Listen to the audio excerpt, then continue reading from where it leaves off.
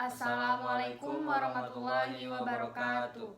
Perkenalkan, kami dari kelompok 3 yang beranggotakan saya sendiri Dewi Sulastri dengan NIM A1S1200015. Saya Margareta Triastuti dengan NIM A1S1200009. Dan saya M. Awana Alafifi dengan NIM A1S1200041. Baik, sebelumnya kamu dari mana, Nak? Saya dari rumah, Bu. Kebetulan saya kesini ingin konseling.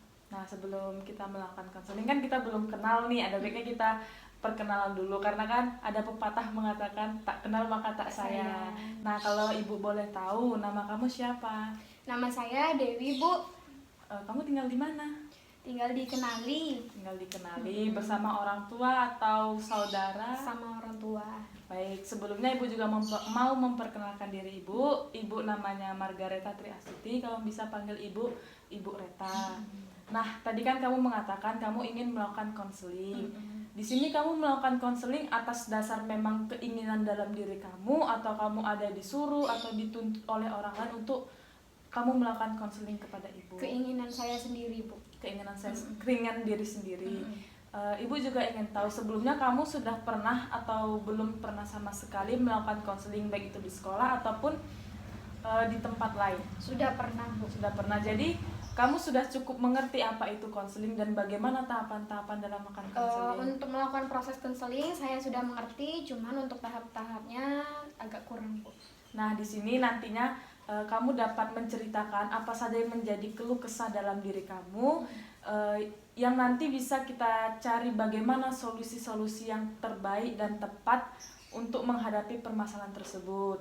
Di sini juga harapannya kamu dapat menerapkan asas keterbukaan, di mana kamu dapat menceritakan semuanya tanpa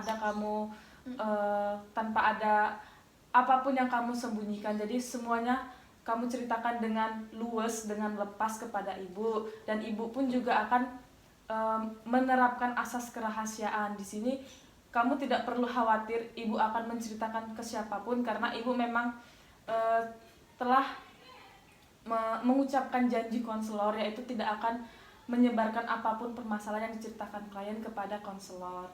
Baik, bisa dimulai apa yang menjadi keluh kesah dalam diri kamu?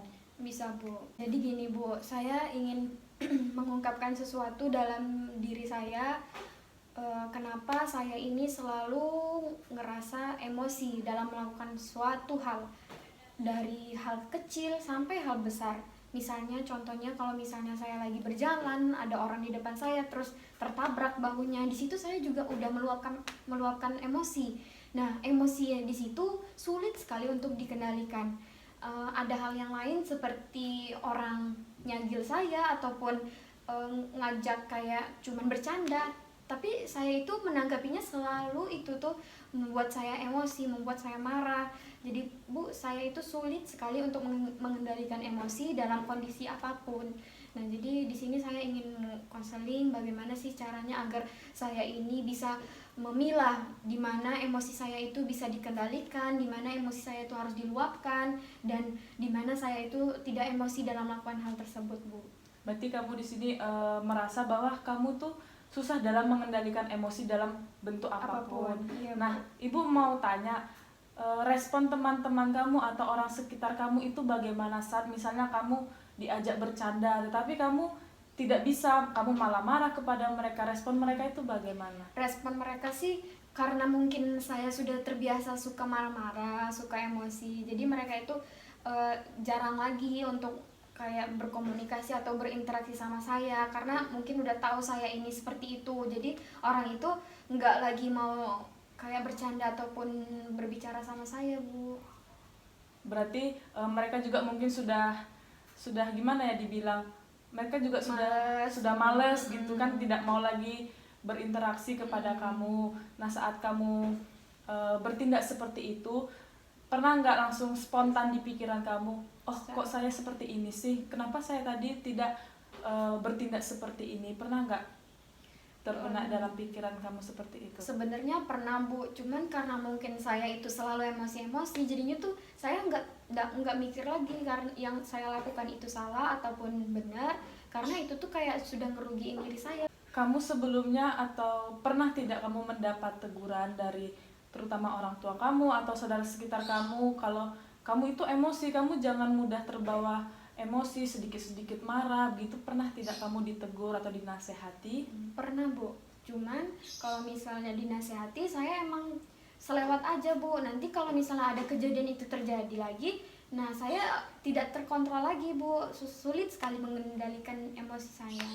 Begitu ya, berarti memang kamu memang terbawa dalam diri kamu tuh suka susah dalam mengendalikan emosi.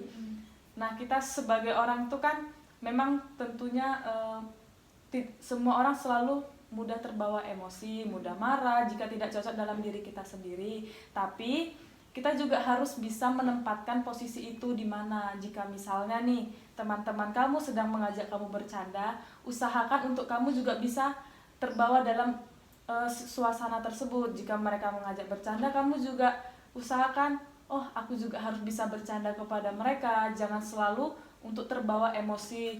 Kamu harus bisa mengontrol emosi tersebut. Kemudian jika ada orang yang menasehati, memberitahu atau menegur kamu untuk tidak selalu emosi, kamu dengarkan, terus kamu renungkan dengan baik bagaimana sikap kamu yang sebenarnya dan bagaimana cara kamu untuk belajar untuk tidak emosi.